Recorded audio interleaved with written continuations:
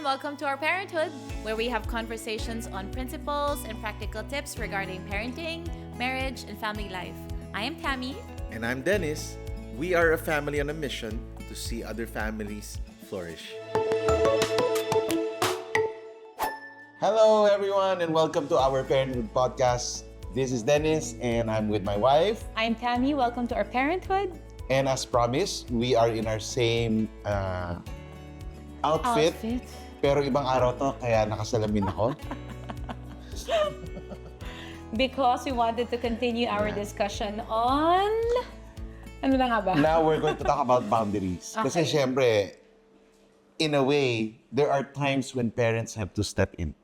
Okay. When our kids make mistakes. When's the best time? Oh, because we were talking about how, diba, we allow our kids to we take risks. Yeah. We encourage them to take risks. We allow our kids to make mistakes, but para to build confidence in them. At the same time, we also want, kasabi nga natin, diba, it's a tightrope. We're walking the tightrope when it comes to parenting, when it comes to building these skills. So, yan, kaya we also want to set, how do we set Boundaries and when do we step in as parents?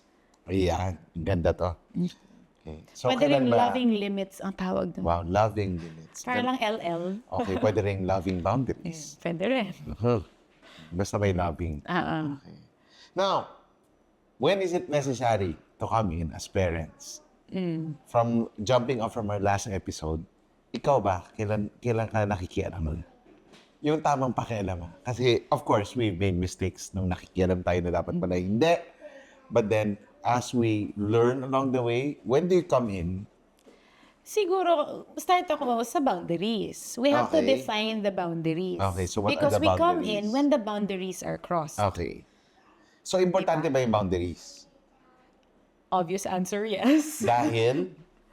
Naalala mo yung merong illustration? Ay, naalala ko. Hindi, ano. May illustration na yung... Yun ang nalaro. Oo, may study. Yeah. Ayan, kwento mo na. Ikaw na magkwento. Na-excite ka eh. Naalala mo eh. Ikaw na magkwento. Hindi. They did a study on school kids ba? Na when the kids are given boundaries In the playground. sa playground, they feel more free to just play. And parang mas carefree sila in playing as long as they're within those boundaries. Yeah. Parang may fence. Pero nung tinanggal nila yung fence sa playground, so now it's just parang open field na ganon. Mas takot maglaro yung mga kids because hindi nila alam hanggang saan sila. So our kids actually are looking for boundaries. Even if they try to push those boundaries, they know they need it. And they actually revert to self-preservation mode every time there's no clear boundaries. Kasi hindi nila alam parang hanggang saan ako pwede.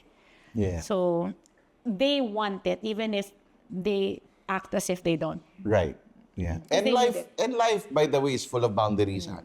Kahit na ikaw yung sabihin na nating modern parent, you know, your life is full of boundaries. Example? Your house has boundaries. You have a gate. You go to EDSA, may lines ba tayo sa EDSA? We have boundaries. Di ba? We have people, we're saying, hanggang dito ka lang. Alright? So, we cannot just say, marami kasi tao anti-boundaries until it happens to them. Right? That boundaries, the Bible, may verse sa Bible, di ba? The boundary lines have fallen for me in pleasant places. So, God has put boundaries in our lives. Not just man-made boundaries, but boundaries for our own benefit and for our own flourishing. It's not to stifle us. I think a lot of people think that the boundaries are there to stifle us, na parang, tuloy, I'm not, free to express myself. Hindi ko ma-express sarili ko. Ganyan. Yeah. Oo, pero hindi. It's there for our good. Yeah. For our own good. Yes. So, every aspect of life may boundaries. Sports, sa office, sa government, all would have boundaries. No? So, boundaries are very important. So, when do we come in? When is it necessary to come in? Ako una, yung mga kasi may nagtanong sa akin, talking about, how we have to, this generation, di ba, mahilig process, even with our kids, ganyan. So may nagtanong, so paano na, pag if you don't expect your kids to, yung minsan masyadong yun nga, yung, sige, your choice, you decide, ganun. Paano na kung mababangga na siya? Yeah. Ganun, di ba? There are times wherein you just need to put a stop to something. Yeah. When there's Na you just call them out, di ba? Because Parang there's a ganun. danger. Kasi Yeah. there's danger involved. Yeah. Ayun. Yeah. I think that's one clear thing. If you know that it's dangerous na for our kids, you don't, hey, di ba, as a loving parent, you don't na, sige lang. Right. Hanggang wala na, sirang, di ba? Yung, Yeah. yun, that's one, if there's danger involved. Yeah. Counted ba yung you know it's going to be a life-altering decision? I think so. Yeah. Na, like, kasi... We put in, mas nagwe-weigh in tayo ng natin, ng opinion natin. Or no, pag sometimes ano. even a hard no. No, that's not gonna happen. Right? Yeah, paalam yung anak natin. Dad, punta lang ako. Boyfriend ko niyaya ako sa hotel eh. Kaming dalawa lang. Di ba? Hindi yan yung, go, fly, you have wings. I trust you. Mga ganon. Pabihira. Di ba? Parang, di ba? Of course, no. You're not going there. Why? Because you'll get pregnant. Your life's gonna be different. Your next years would, di ba? Yun kung nagpaalam sila. Di ba? But again, if there's imminent danger, and we've seen it in the news, how people are now sexually abused because the boundary lines were crossed, di ba? And minsan yung parents, hindi nila alam Anong nangyari sa nangyari? anak nila, di ba? And that's why it's so critical to teach our kids boundaries. I'm thinking also, there are times where, sige, we let them take risks, we let them try new things, but yung alam mong, and then we allow them to experience frustration. Yeah. But there are times na yung alam mong, over-frustrated ba? Yung gano'n. Yeah. Yung, may tinatawag na, ano ba yun? Zone of proximal development. Meaning, ang healthy learning is, ito yung comfort zone ko. And then, ito yung sobrang malayo pa. Yung goal ko na matutunan tong area na to, sobrang hindi ko pa kaya. Itong area na to, like a little bit outside my comfort zone, my sweet spot. Pero it's something new. That's yung proximal development lang. Yung push siya, pero kaya. Stretch siya, pero kaya. Pero sometimes our children are put in a Hindi nila position kaya. na alam mong malayo from where they still are. Yung awareness lang din as a parent. Yeah. That's why, yes, we let them be, but at the same time, we're there. We're still watching. Yeah. Diba? And then we step in kung alam natin talagang hindi mo talaga kaya, dito ka Yeah. muna. And it's not like the stepping in na, balik ka na lang dito. It's more, back up a little. And let's level, parang babaan Yeah, natin konti right. yung level. Parang ganon. Yeah. And mental health issues is one of them. Like Okay. overwhelmed na sila. They can't handle this on their own. They really need you there. So, ikaw talaga, you'll be there for them every step of the way. Processing it with them, walking with them, loving them. Di ba? Hindi mo pwedeng maiwan at a certain, there's that time frame na talagang kailangan kita dito. Hindi ko kaya to on my own because the brain would, again, it would spiral down. No? So, I think mga ganun, which we have a lot of cases na ganyan, na ito yung time, parents, kailangan ka na anak mo. Be there. Drop some things in your life so that you can be there for your kids. Yeah, that's when you come in. There's imminent danger and they can't handle it alone. And that's why you're there. And iba-iba din yung itsura yung when we talk about entering the picture. Yeah. It doesn't necessarily mean that you now again do things for them. Minsan they just need you there. Yung mas felt lang ang presence mo. Yeah. Parang ganon. Yeah. I love this quote no sa book si Dr. Klein. Sabi niya, what we always fix for our kids will be unable to fix for themselves. Okay. So, yun yung sinasabi mo na, alam mo lang yung distansya mo, may social distancing ka pa rin. But unless it's imminent danger, and they're really overwhelmed, as in, system overload na sila. Alright? But if not, then there are times that, yeah, you can still do that. I'll be here, I'll guide you, I'll support you. I have your back. Right? Para matuto din sila. No? Yun nga, you just step in when you know these two factors are Okay. So ano pa yung mga boundaries or limits that you're thinking of? Or how do we, I think aside, I guess, bawat family naman, iba-iba yung boundaries and Yeah. limits. But, so the question now is, how would you enforce those boundaries or limits, whatever your boundaries are? Ako, for younger kids, don't train them na lagi lang, stop. Stop that. Ganyan. Parang ako, no? Preaching to Parang myself. narinig ko yung, Parang, yung Wag mong gagawin, stop! Sabi ko, stop! Kasi kung ganun lang, di mo sila tinitrain mag-isip. Bakit niya ako pinapastop?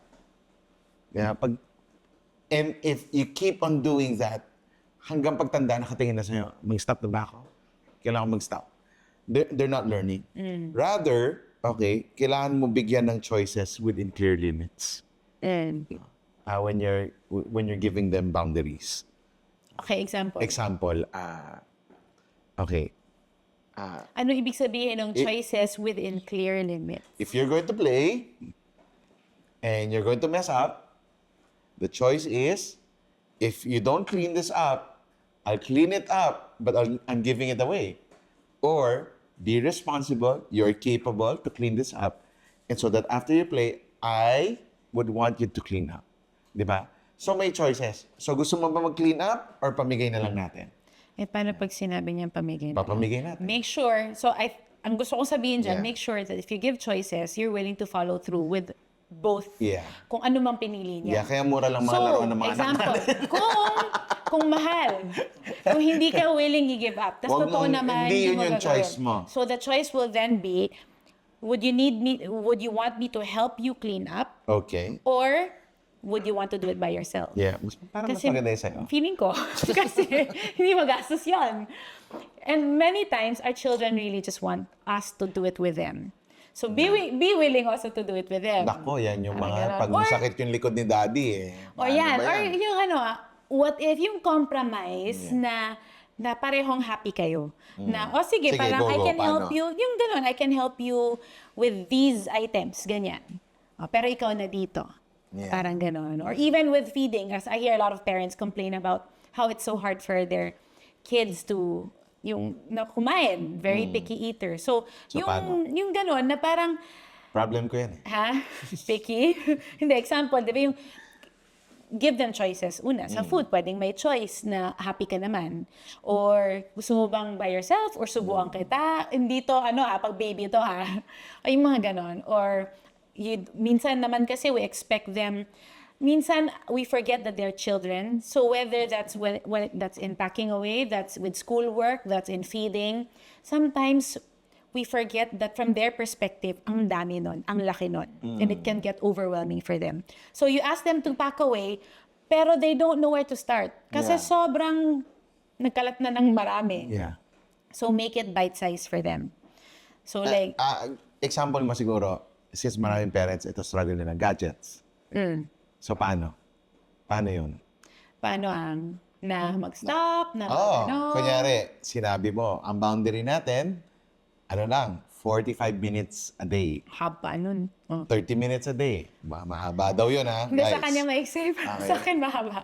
Hindi, sa amin kasi, very limited talaga ang gadget use. Di ba? We've set boundaries. And there are times they tested the Supposedly. boundaries. They tested it when we were gone. So, how do you now enforce those boundaries? With choices. Very, sa akin yung, what works a lot for us, na mas generic like not just gadgets, pero yung time. Example, would you want, parang, do you need 5 more minutes? Or, parang ganon. Or, parang, Yeah. hindi nga siya choice minsan eh. Minsan more of, Preparing them.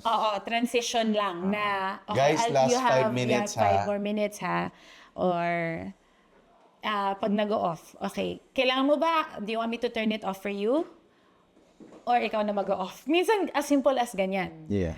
Yung, Rather than, stop na! so the assumption is, I would really have to turn this off. Tapos they can sometimes they ask, which I appreciate when they ask, when they acknowledge and ask na, can I do this for can I just finish this game? Or can I just finish this episode? Then pag yung ganon, usually I give them a yes. Para hindi sila yung hopeless lagi na, hindi naman ako pwede mag-ask na, wala naman akong choice talaga eh. Yung parang, okay, you can finish that episode. Parang ganon. Yeah. So parang we still make them make choices Make choice within pa the rin sila. parameters na sinet natin. Oo. Yung parang happy pa rin tayo, tapos happy din sila. Na isasara talaga yung gadget na yan. Yan yung boundary. Alam nila, that's the limit. 8 o'clock na, sarado na talaga yan. Pero ito yung choices mo. How we get there, Yeah. yun, may choice ka. Parang, Ang ganda yun. parang ganon.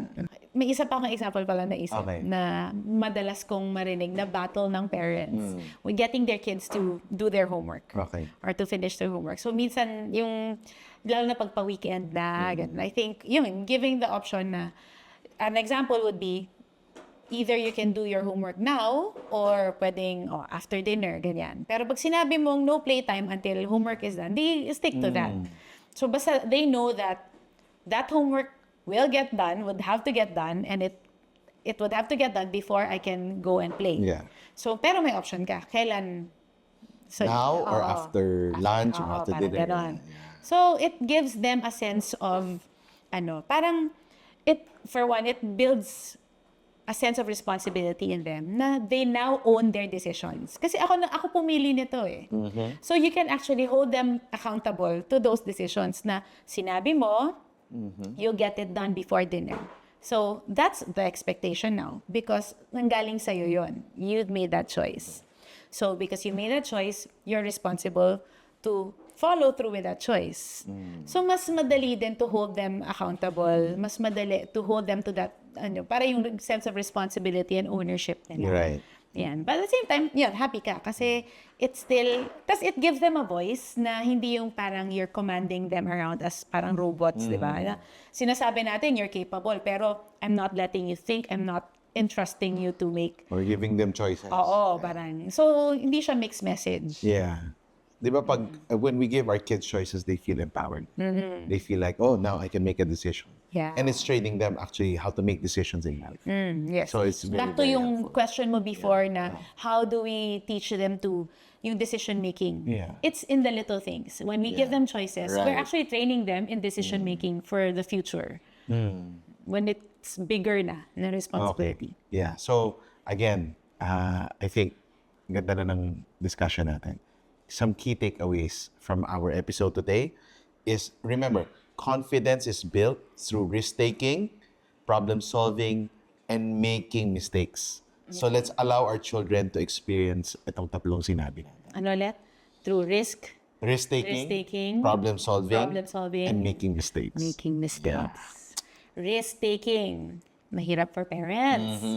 For Problem Thammie. solving, pwede na. Making mistakes, mahirap ulit. Yeah. Mas mahirap siya.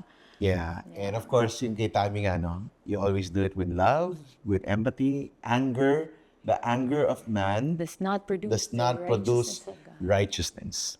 So, hindi kailangan sumigaw, hindi kailangan mag-curse. When you correct your kids, you can actually do it in a very holy and righteous way. And it's far, far, far, far more effective than how we've been doing things or how we're used to doing things. No? Yeah, so again, if you want further personalized na if you need more help, I know a lot of parents say, pwede i-tackle nyo yung ganito. Pero if you know that there are some areas where you need extra help, just get in touch with me. I am certified as a parent coach, and this is one thing that ito yung ginagawa ko. Na because I know that it's not a one-size-fits-all thing. So do get in touch and let's see how I can help you. All right. So, if you haven't yet subscribed to our channel, malapit na tayo mag 12,000 subscribers sa YouTube, no? So, Totoo konti yan. na lang, yes. Totoo yan. 100 more, siguro, or less than 100 Hindi ko na more. alam minsan eh. Yeah, please subscribe to us. Subscribe sa YouTube. Subscribe to our new Spotify channel. Kasi bago yung Spotify natin. We have old episodes of Our Parenthood. It's still up there. But now we're being produced by Sparks Connection Films. Sparks ba? Spark. Spark. Spark. Kasi Sparks. Sparks. Parang sparkle, ganyan. Spark lang pala, spark connection. No? So, thank you so much kay Direct Lion. No? Also want to thank our good friend, Soul Threads. Yes! Dito sa hindi po to paid sponsorship. Gusto ko lang i-support ang Soul Threads, ang friends namin sa Soul Threads. No? So, thank you guys. So, see you on our next episode. We'll have some Q&A for our next episode. So, excited na kami. God bless you guys. See you. God bless you. See you next time.